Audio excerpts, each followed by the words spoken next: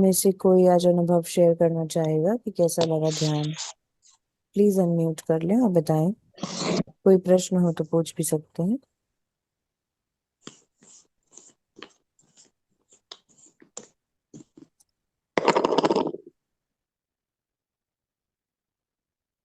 Shefali ma'am, आप कुछ share करेंगे?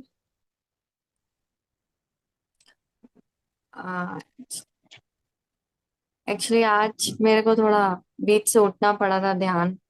फिर उसके बाद फिर मैं बैठी थी। पहले भी जब मैं बैठी थी तो मेरे यहाँ पर इस लेफ्ट ईयर में अंदर कुछ सेंसेशन हो रहा था। और जब कर रही थी तो यहाँ पर भी कुछ लग रहा था। बढ़िया है। अच्छा है। और तो से, नहीं। नाइस। सेंसेशंस होना यानी एनर्जी का अंदर आना, विच इज वेरी नाइस। अच्छा है, आपका ध्यान अब लग रहा है फ्लो में। Thank you. थैंक कोई यू मैम। कोई और कुछ शेयर करेगा तो प्लीज अनम्यूट कर लें।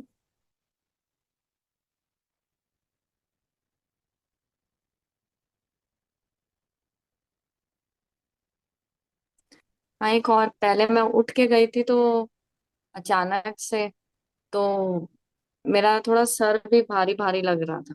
मतलब जब मैं उठ के गई थी, जब मैं हम्म। ध्यान में थी तब नहीं। तो आप हो ये सकता है शायद झटके से उठे होंगे या अचानक से आपको उठना पड़ गया हो। तो हम जब हम ध्यान से उठते हैं ना, तो हमको 2 मिनट लेकर उठना चाहिए ताकि जो एनर्जी आ रही होती है वो सेटल हो जाए।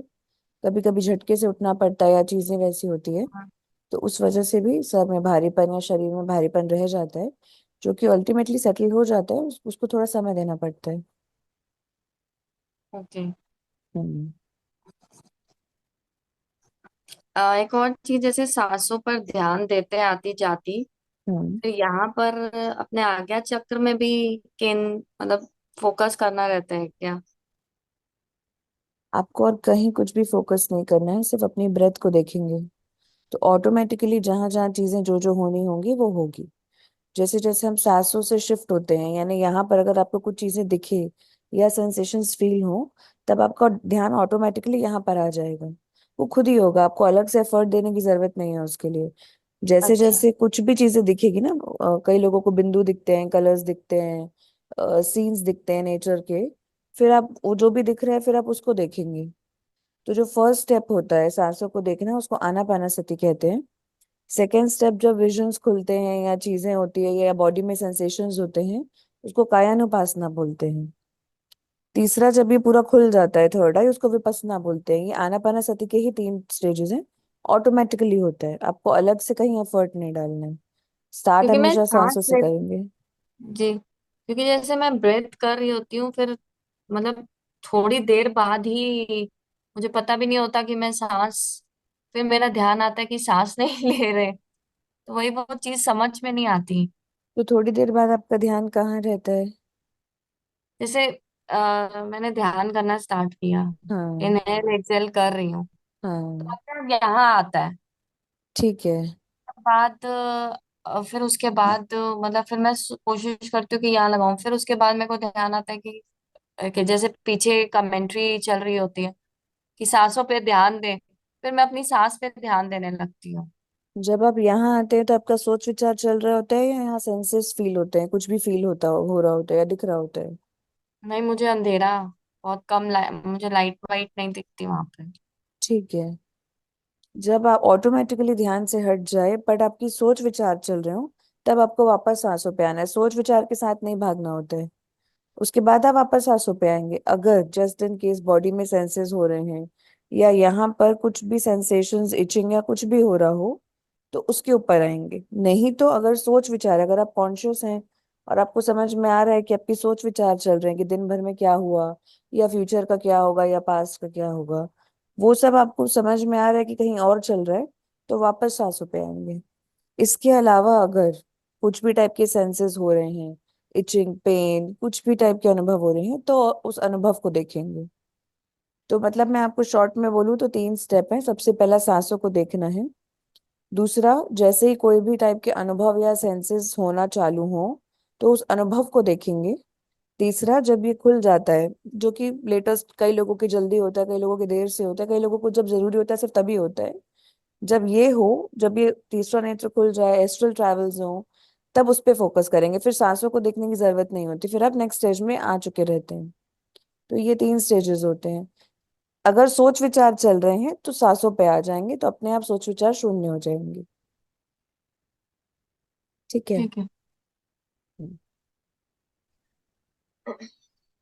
रिया, हाँ हेलो। सिया। हाँ हाँ। हाँ, अभी जैसे तुमने बताया कि थर्ड स्टेज जो एस्ट्रल स्टेज होती है, तो उसमें क्या होता है? उसमें थर्ड आई एक्टिवेट होती है, हमको विजन्स दिखते हैं, कई लोगों को एस्ट्रल ट्रैवल होता है। Astral travel 2-3 type okay. से हो सकता है।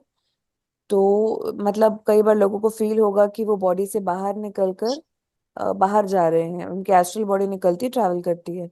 ये जब होगा तो आपको खुद ही पता चलेगा, आपको डाउट्स नहीं रहेंगे इस पे कि ये हुआ कि नहीं हुआ। ये जब होगा तो हम्म। ऑटोमेटिकली यू विल नो कि हाँ ऐसे ही हुआ है। तो जब वो चीजें होंगी तब आपका पूरा ध्यान उस एक्सपीरियंस पे होगा। फिर सांसों की जरूरत नहीं होती उस टाइम पे। अच्छा, तो थर्ड पार्ट का मतलब थर्ड स्टेज का विजन भी एक पार्ट है? हाँ, विजन एक पार्ट है। ओके। हम्म। कुछ विजन वगैरह दिख रहे हैं क्या तुमको? नहीं, फिलहाल नहीं। आज तो मेरा ध्यान ठीक से लगा भी नहीं और मैं पूरा टाइम बैठ भी नहीं पाई। But hmm. पास्ट एक्सपीरियंसेस में जो हुआ है मैं वो हाँ हाँ। कंफर्म कर रही थी। ओके। ठीक है, बढ़िया। हम्म। किसी और को कुछ और पूछना है, शेयर करना है तो अनम्यूट करें। नहीं तो आज 5 मिनट का एक टॉपिक डिस्कस करेंगे, फिर सेशन एंड करेंगे।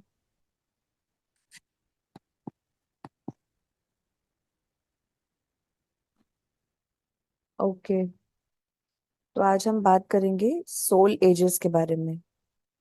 सोल एज यानी जो हमने लास्ट कुछ दिनों में देखा कि एक सोल धरती पे एंटर करती है और अपनी पूरी जर्नी स्पेंड करती है। जरूरी नहीं वो एक लाइफ में, वो मल्टीपल लाइफ्स में होती है। उसको बोलते हैं लॉ ऑफ री इनकारनेशन।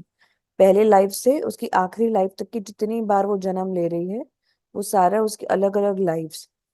तो वो ग्रो कर रही होती है। सबसे पहले जब वो धरती पे एंटर करती है, फर्स्ट स्टेज, जब नई नई लाइफ मिली है उसको, न्यू न्यू बॉडी मिली है, फिजिकल बॉडी उसके लिए न्यू होती है। उसको कोई नॉलेज नहीं होता, उसको कोई भी टाइप का विजडम नहीं होता। उसको थ्योरी में उसकी सोल फॉर्म को पता होता है कि उसका सोल प्लानिंग क्या है, उसको नीचे जाके क्या क्या अनुभव करने हैं, क्या क्या एक्सपीरियंसेस, क्या क्या लेसन्स लेने हैं। बट जैसे ही वो इस फिजिकल रियल्म में एंटर करती है, मटेरियल वर्ल्ड में एंटर करती है, वो चीजें भूल जाती है। क्यों? क्योंकि एक तो फ्रीक्वेंसी डिफरेंस होता है, दूसरा अगर सारी चीजें याद रहेंगी तो यहाँ हम एक्चुअल में प्रैक्टिकली सीख नहीं पाएंगे। तो जैसे ही हम मटेरियल लाइफ में एंटर किया, हमारा प्रैक्टिकल एक्सपोजर चालू हो जाता है। थ्योरी नॉलेज हमें पता होती है, बट प्रैक्टिकली क्या करना है वो चीजें हम लाइव एक्सपीरियंस करके फिर विजडम गेन करते जाते हैं। तो ये पूरी जर्नी होती है अर्थ लाइफ की, पहले लाइफ से आखिरी लाइफ तक। तो इसके बीच में 6 सोल स्टेजेस में डिवाइड किया गया है, सिर्फ एक जनरल नॉलेज के लिए कि उसको 6 पार्ट्स में हम डिवाइड कर सकते हैं। सबसे पहला, जब वो न्यू न्यू एंटर करता है तो इन्फेंट सोल कहलाता है। जैसे एक बेबी से ह्यूमन ओल्ड सोल तक, ओल्ड ह्यूमन बॉडी जैसे बांटा जाता है कि इन्फेंट होता है, फिर बेबी होता है, धीरे से वो यंग बनता है, मैच्योर होता है, ओल्ड होता है, उसी प्रकार से सोल्स भी इसी नेम से जाने जा रहे हैं। सबसे पहला सोल का जो स्टेज हुआ उसको इन्फेंट सोल कहा जाता है। इन्फेंट यानी वो न्यू न्यू धरती पे आया है, उसको फिजिकल बॉडी नहीं मिली है, उसको कोई भी टाइप का नॉलेज नहीं, 7 बॉडीज होती हैं ये भी नहीं पता। बस वो अभी मटेरियल वर्ल्ड में एंटर किया है और वो सारी चीजें पहली बार एक्सपीरियंस कर रहा होता है। और ये हर प्रकार की सोल करती है, एवरी सोल। जो वो नए जन्म ले रही है, जो वो अभी तक ओल्ड हो चुकी है तो उन्होंने भी इस फेज से गुजर के ही ओल्ड तक पहुंची है। तो हर कोई इन सारे फेजेस से गुजरेगा। तो सबसे पहला हुआ इन्फेंट सोल। यहाँ पर उनका फोकस होता है मटेरियल लाइफ पर, ज्यादा होता है। थोड़ा एटीट्यूड सेल्फिश होता है, मीन होता है, बहुत ज्यादा एनर्जी होती है उनकी बॉडी बॉडी लेवल पे, क्योंकि उनको बॉडी न्यू मिली होती है, सोल एनर्जी पूरी होती है और वो पूरा फोकस उनका फिजिकल बॉडी पे रहता है। तो फिजिकल बॉडी उनकी बहुत ज्यादा एक्टिवेटेड रहती है। मटेरियलिज्म, सेक्सुअलिटी, फाइनेंशियल फोकस, ये सारी, सेल्फिश एटीट्यूड, थोड़ा सा अलग ही जोश में रहना, और विजडम की बहुत कमी, ये सारी क्वालिटीज इनफैन सोल की होती है। यानी अगर हमारी लाइफ में कोई इस टाइप के लोग हैं, तो हम उनको देखकर ये अनुमान लगा सकते हैं कि ये इन्फेंट लेवल पर है। और उसके साथ ही हमको एक्सेप्टेंस लाना है कि क्योंकि ये उनका न्यू न्यू स्टेज है, तो वो ऐसे ही रहेंगे, उनका नेचर इसी प्रकार का रहेगा, और हमको उनको एक्सेप्ट करके आगे बढ़ना है कि ठीक है, कोई बात नहीं, अभी वो उनका वो वाला स्टेज है, वो वाला फेज चल रहा है। जैसे एक बच्चे को देखते हैं तो हमको पता होता है कि हमको उससे कुछ एक्सपेक्ट नहीं करना है, वो तो एक बच्चे जैसे ही बिहेव करने वाला है। उसको अभी कोई नॉलेज नहीं है, कोई ज्ञान नहीं है, उसको बात करने भी नहीं आती है अभी, तो वी नो दैट। तो एक्सेप्टेंस लेवल एक इन्फेंट को देखकर हमको आना चाहिए कि हाँ, वो ऐसा ही है, हम उससे क्या ही एक्सपेक्ट करेंगे। सेम वैसे ही अगर कोई इन्फेंट लेवल का सोल है, उसको देखकर भी हमको वो एक्सेप्टेंस आना चाहिए कि वो इसी ही लेवल पर रहेंगे और वैसे ही बात करेंगे। तो हमको उनसे कोई कंप्लेन नहीं, शिकायत नहीं, ज्यादा एक्सेप्टेंस होनी चाहिए, ज्यादा कंपैशन होना चाहिए, ज्यादा प्यार देना चाहिए। जैसे हम एक इन्फेंट को जैसे पुचकारते हैं, वैसे उनको भी पुचकारना है। सेकेंड स्टेज होता है बेबी सोल का। जैसे अच्छा, ये कुछ लाइफ्स तो वो इन्फेंट में ही रहेंगे, उसके बाद जैसे जैसे वो नए नए एक्सपीरियंसेस लेंगे इन्फेंट लाइफ के, न्यू न्यू अर्थ लाइफ के, धीरे धीरे वो ग्रो करते हैं और वो धीरे से बन जाते हैं बेबी सोल। थोड़े बड़े होते हैं, यानी थोड़े बहुत एक्सपीरियंसेस, थोड़ा बहुत बेसिक विजडम उनके पास बेबी सोल तक के आ जाता है। एकदम बेसिक विजडम रहता है। यहाँ पर वो बेबी की तरह एक्ट करते हैं। बेबी कैसे होते हैं? हर चीज उनको एक्सपेरिमेंट्स करनी है, चीजें लेकर तोड़नी है, फेंकनी है, देखनी है कि ये क्या है, वो क्या है, हर चीज में क्यूरियोसिटी होती है। तो ये सारे चीजें अगर किसी भी ह्यूमन में आपको दिखे कि ये सारे चीजों के पीछे है, और ज्यादा रूल्स रेगुलेशंस डिसिप्लिन के पीछे कि ये कैसे हो रहा है, वो कैसे हो रहा है, ये तो नियम के अनुसार होना चाहिए, ये सारी क्वालिटीज जिन लोगों में होती है वो बेबी सोल के लेवल के होते हैं। थोड़े से ज्यादा एग्रेसिव, स्ट्रिक्ट, नए नियम अनुसार का पालन करते हुए, और हर चीज कायदे से होनी चाहिए, इस जोन में आ जाते हैं थोड़े। तो ये सारी चीजें बेबी सोल की होती है। जब इन्होंने अपने बहुत सारे मल्टीपल लाइफ्स इस फेज में गुजार ली होती है, थोड़ा ज्यादा विजडम डेवलप हो जाता है, उसके बाद ये बन जाते हैं यंग सोल। नाउ अब यंग मतलब हम इनको कंपेयर करेंगे कि ये around 13 to 19 years of age की, जैसे टीनेजर्स होते हैं उस एज के होते हैं।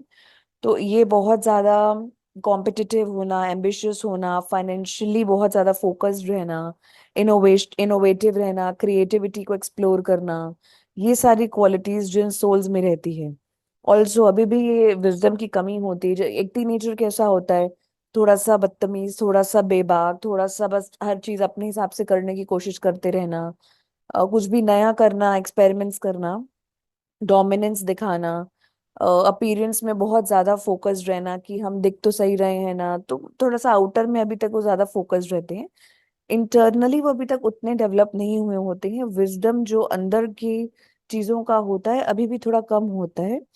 ये सारे फेजेस, यानी आप इसको एग्जैक्टली टीनेजर से कंपेयर कर लीजिए, टीनेजर की लाइफ कैसी होती है, एग्जैक्टली वैसे ही लोग इस फेज में जो जी रहे होते हैं। नाउ अब मैं एक बार क्लियर कर दूं कि ये सोल एज की बात हो रही है। हो सकता है इस एज में रहने वाले लोग बूढ़े हों, 40 to 50 ईयर्स वाले एज के हों, ह्यूमन एज।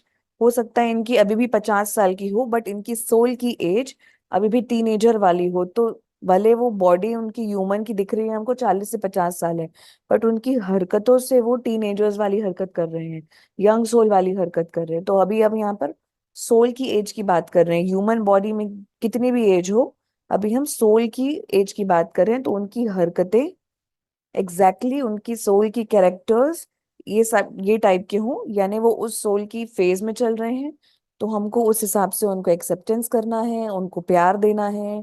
उनको देख के ही हमको समझ में आ जाना चाहिए कि इनका विजडम का लेवल ये है, तो हमको इस हिसाब से उनके साथ डील करना है। क्योंकि हम कभी दूसरों को चेंज नहीं करेंगे, हम हमेशा खुद पे काम करेंगे। क्योंकि अभी हमको नॉलेज मिल रहा है, तो हमको पता है सामने वाला इस स्टेज में है, तो हमको उसके साथ कैसे डील करना है, वी नो दैट। जैसे हम एक बेबी को देख के समझ जाते हैं कि अभी तो ये बच्चा है, तो मुझे इसके साथ ऐसे देना है, इसको ये ट्रीट्स दूंगी तो ये ऐसे ऐसी चीजें कर लेगा। एक टीनेजर रहेगा तो मैं उससे अलग तरीके से डील करूंगी, उसकी चीजें अलग होगी, मन में लालच अलग होगी, तो मैं उसे किसी और चीज से कन्विंस करूंगी। सिमिलरली ऐसे करते करते बहुत सारे यंग एज तक के, यंग सोल एज में धक्के खा के बहुत सारा विजडम डेवलप करने के बाद वो मेच्योरिटी की तरफ आते हैं। और यहाँ से वो स्पिरिचुअल डेवलपमेंट चालू होता है, यहाँ से इंटरनल टर्नआउट चालू होता है कि एक्चुअल में क्या। अब अपीयरेंस से हटकर इंटरनल शिफ्ट आना चालू होता है कि अब हमको करना क्या है क्या। अब इनके अंदर रिलेशनशिप्स की प्रति कदर चालू होती है, एम्पैथी डेवलप होती है।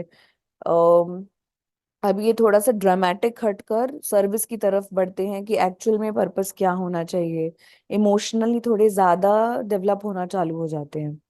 तो ये सारी चीजें आप एक मेच्योर इंसान से कंपेयर करेंगे। एक मेच्योर इंसान यानी आप समझ लीजिए जो घर के 5 सदस्यों को संभाल रहा होता है, कि उसको पता है कि मुझे अलग अलग 5 टाइप के मेरे फैमिली मेंबर्स हैं, उनको कैसे सकेल के चलना है। तो ये जो क्वालिटी उस मेच्योर इंसान के अंदर होती है ना, यही वो मेच्योर सोल के फेज में डेवलप होती है। यानी वो अलग अलग लोगों से डील करना, इमोशनली स्टेबल रहना, या स्टेबिलिटी को डेवलप करना, रिलेशनशिप मैनेज करना, ये सारी चीजें मैच्योर सोल में आने लग जाती है। जब यहाँ की बहुत सारे लाइफ स्पेंड करने के बाद, थोड़ा सा स्पिरिचुअली चीजों को पता करने की कोशिश करने के बाद, और बहुत सारे धक्के खाने के बाद इनका शिफ्टिंग होता है। और होते होते ये एक ओल्ड सोल बन जाते हैं, which we will compare to एक ओल्ड ह्यूमन। एक ओल्ड ह्यूमन कैसा होता है? वो थोड़ा थक गया होता है।